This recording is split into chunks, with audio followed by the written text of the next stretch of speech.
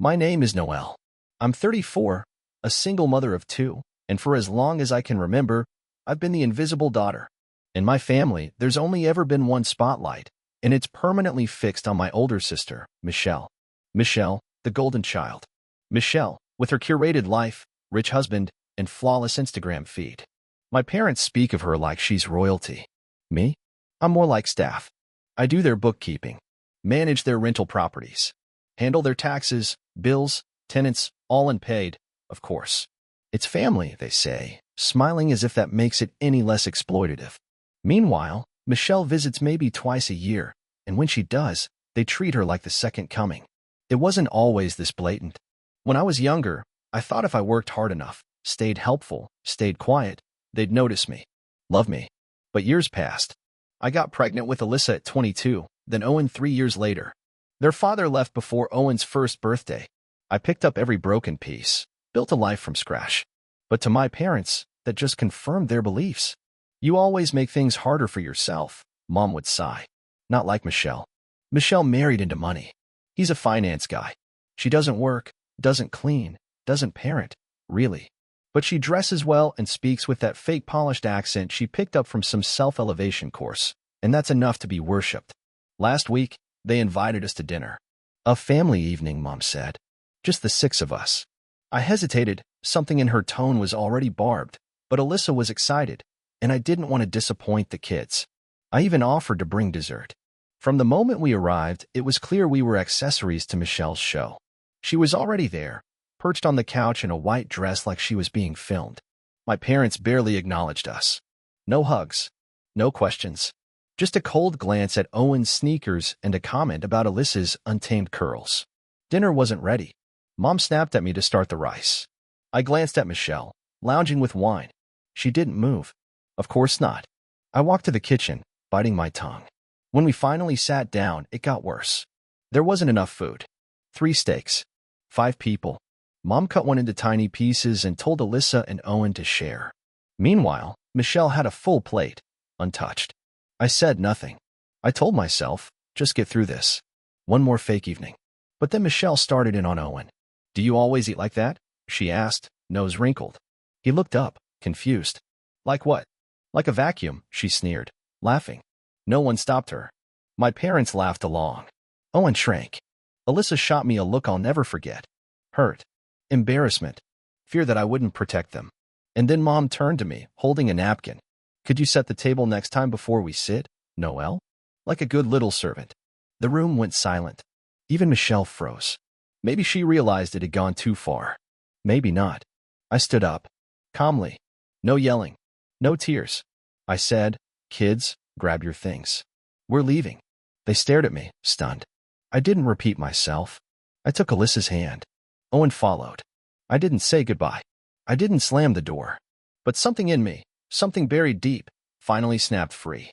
We drove in silence at first. Alyssa kept glancing at me like she was waiting for me to cry or explode.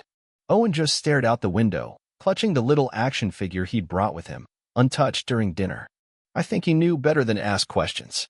I pulled into the parking lot of a high-end steakhouse about 20 minutes away. The kind with linen napkins and soft lighting. I'd never taken the kids anywhere like it. Not because we couldn't scrape the money together, but because I'd always convinced myself we didn't need to. Special occasions only, I'd say. But what I realized back there in that kitchen, watching my kids get humiliated in front of people who were supposed to love them, was that being treated with basic dignity is a special occasion in our family. And I was done waiting for someone else to make it happen. The hostess looked us up and down, probably wondering why a woman in a Target cardigan and 2 underdressed kids thought they belonged here. But she didn't say anything. She led us to a quiet booth in the back, handed us menus, and smiled. When our server asked what we'd like to drink, I ordered a glass of wine. For the kids? Shirley Temples. I watched Alyssa's face light up. Owen whispered, "Are we allowed to be here?" I leaned in. You're allowed to be anywhere people treat you with kindness. That's the rule from now on. Their food came. Real food. Proper portions. No comments about how they chewed, no sighs about how much napkins cost. Just peace. And as they ate, something shifted inside me. Not rage. Not revenge. Clarity. I pulled out my phone and made the first call. I dialed my father's number. "Dad," I said when he picked up. I won't be managing your properties anymore. The spreadsheets, the rent collection, the tax prep, you'll need to hire someone. Effective immediately. He was silent for a second. Then, Noel, don't be dramatic. You're just upset. No, I cut in. I'm finally sane. I hung up before he could say more. The next call was to Michelle's husband, Eric. We weren't close, but I knew enough. I'd seen the receipts Michelle tried to hide, luxury purchases on their shared credit card, secret spa weekends she claimed were work retreats. She once asked me to help her clean up her online banking before their accountant saw it. He answered on the second ring. Hi, Eric, I said. You don't know me well, but I think it's time you did. I'm Michelle's sister. You need to check the December statements from your Amex, and maybe ask her about the business trip to Sonoma that same week. He started stammering. I didn't stay on long, just enough to plant the seed. My last call was to Aunt Patricia. Now, Aunt Patricia isn't someone you mess with. She's my mother's older sister, wealthy, sharp as a blade, and completely disillusioned with our side of the family. She's also the person who paid off my parents' mortgage 5 years ago and controls the trust that keeps their lifestyle afloat. She's never liked Michelle. She tolerated her. But me? She always said I had steel in my spine. I used to think it was a backhanded compliment. I called her and told her everything. The dinner. The way the kids were treated. The servant comment. She didn't interrupt once. At the end, she said, send me a list of everything you've done for them. Every service, every hour. I'll handle the rest. By the time the kids finished dessert, I looked at them, really looked at them, and realized I'd done something right for once. Not just because I fed them well tonight, but because I showed them that no one, not even blood, gets to humiliate them without consequence. The next morning, I woke up feeling like I'd taken my first deep breath in years. The kind that fills your lungs all the way. I'd always thought standing up to my family would come with an earthquake, screaming, crying, someone slamming a door. But the silence was more powerful. Alyssa and Owen were still asleep, curled together in the same bed. I let them sleep in. They'd earned it. I checked my phone, 6 missed calls from Mom, 4 from Dad, and 2 from Michelle. I didn't answer any of them. I just stared at the screen and let the silence stretch. At 9:14 a.m., a text from Aunt Patricia came through. I've reviewed your list. This is long overdue. I'm calling your parents at noon. Don't pick up when they panic. I felt something between fear and relief. Maybe both. I'd sent her a document listing every hour I'd worked for my parents over the past 6 years, bookkeeping, maintenance calls, late-night tenant issues. 3,729 hours. Unpaid. Unacknowledged. The next text came from Eric, Michelle's husband. Can we talk? I paused, then called. He picked up immediately. She told me you're lying, he said. Then asked her what she was doing at the Rosewood Hotel the weekend of December 15th, room 427. I have the invoice. It was charged to your account. Silence. When he finally spoke, his voice was low. Thank you for being honest. I wish someone had been sooner. I didn't feel triumphant. Just tired. The kind of tired that comes from pretending everything's fine for too long. Around 11:30 a.m., I got another call from Dad. Then Mom. Then Michelle. They left voicemails this time. Mom's voice was trembling. Noel, why would you go to Patricia? You've made a mess of everything. Call me back. Please. I didn't. At 12:07, Patricia called. They're in freefall, she said calmly. Your mother cried. Your father blustered. I told them if they wanted another dollar from me, they'd show up to a meeting, one where you'd speak, and they'd listen. And I warned them if they dared retaliate, I'd pull every cent from the trust. I could barely speak. And they agreed? They'll be there Saturday.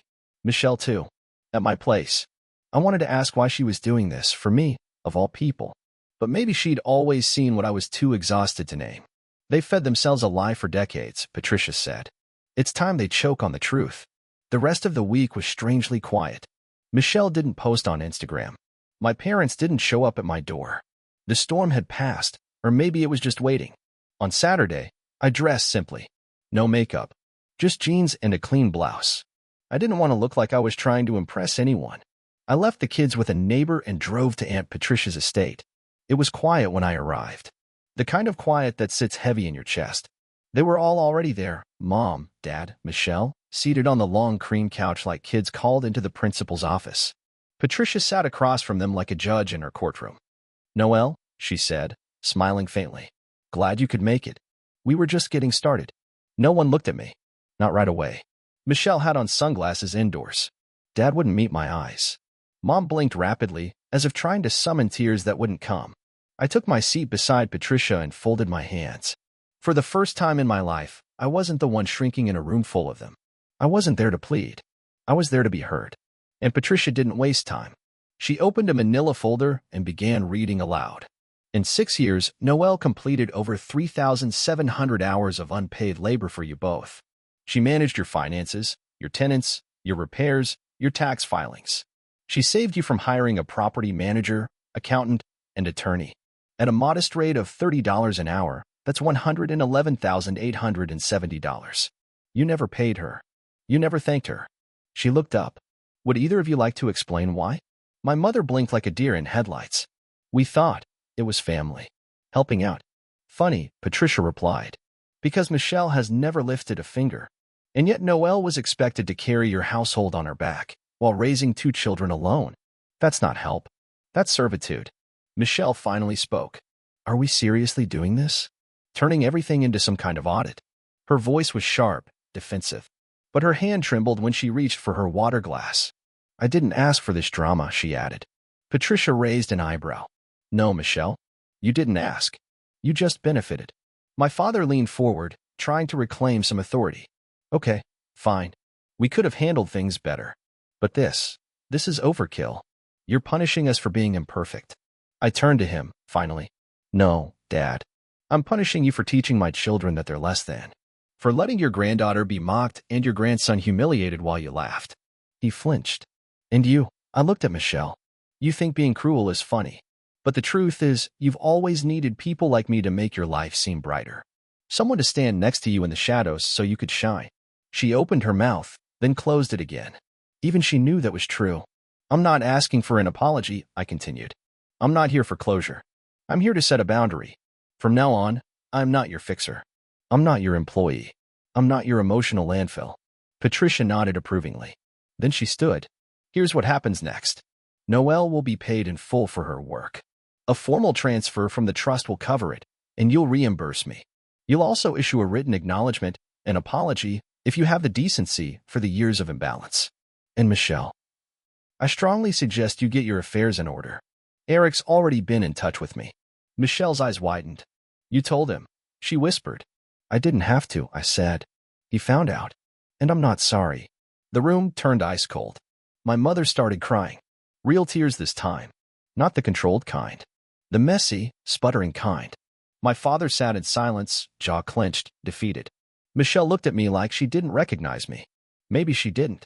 Because for the first time, I wasn't the Noelle who swallowed every insult, who apologized just to keep the peace, who worked in the background while everyone else took credit. I was the woman who left that dinner table and never looked back. As I stood to leave, Patricia put a hand on my arm. You've done more than enough, she said quietly. Let them sit in it now. Outside, the sky had darkened. A storm was coming. I let the wind whip through my hair as I walked to my car. I wasn't afraid of storms anymore. 2 days later, I received a formal letter. Not an email. A printed letter, on heavy linen paper, delivered by courier. It was signed by both of my parents. We acknowledge the emotional and practical labor you've provided over the past several years, and we recognize the harm our behavior has caused you and your children. We apologize for our actions, our neglect, and our failure to treat you with the respect you deserve.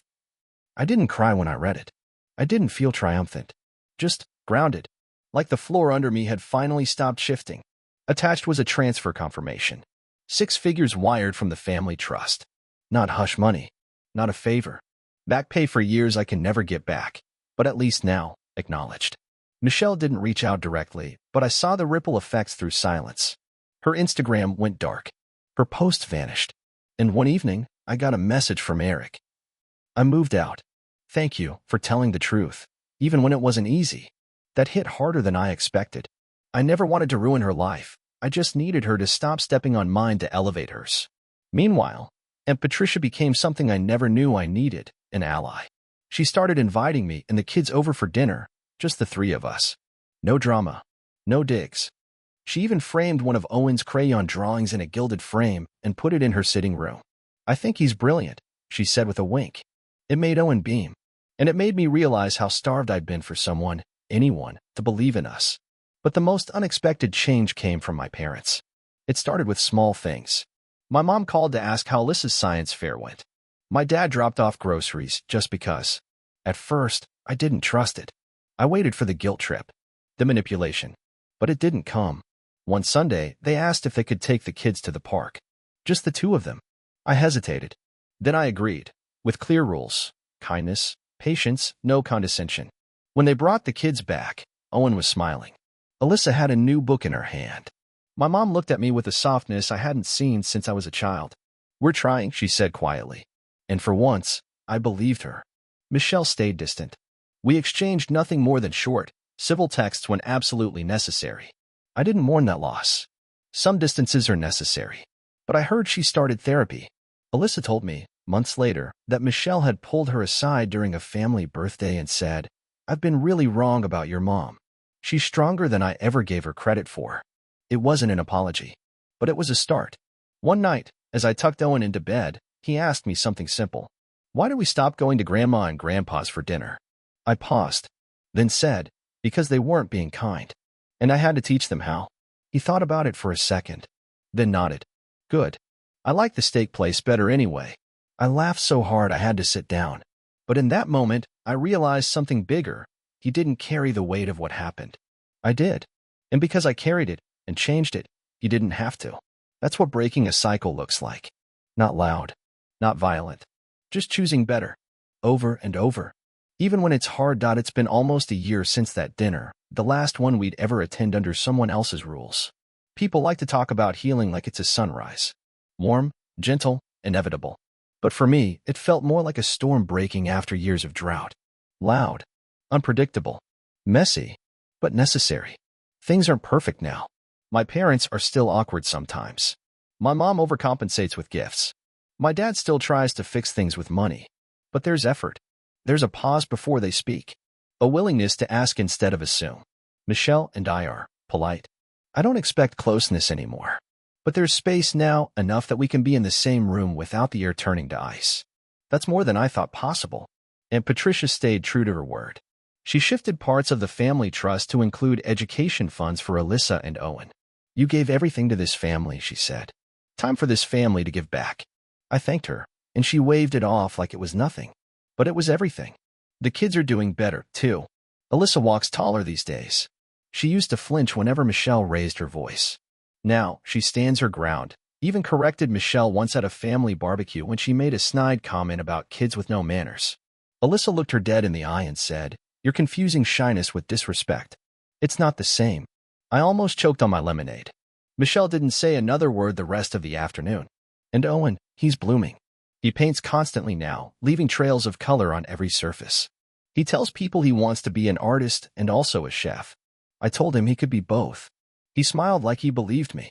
Sometimes I still hear Mom's voice in my head, old echoes of disappointment. I still catch myself apologizing too much. Still feel the urge to fix everything, even when it's not mine to fix. But now, I stop. I breathe. I remember who I am outside of the roles they gave me. And I remind myself, I'm not their servant. I'm not their scapegoat. I'm not their shadow. I'm a mother. A woman. A survivor of 1,000 silent sacrifices. And I chose to break the pattern. Not with screaming matches or door-slamming ultimatums. But with quiet boundaries. With action. With dignity. That night at the steakhouse wasn't just dinner. It was a declaration. To my children. To myself. That we will never again sit at a table where we're not fed with love. And if that means setting our own table, so be it. Because my kids will grow up knowing that love isn't earned through obedience. It's not conditional. It's not a performance. It's shown. It's felt. It's deserved. And it starts with me.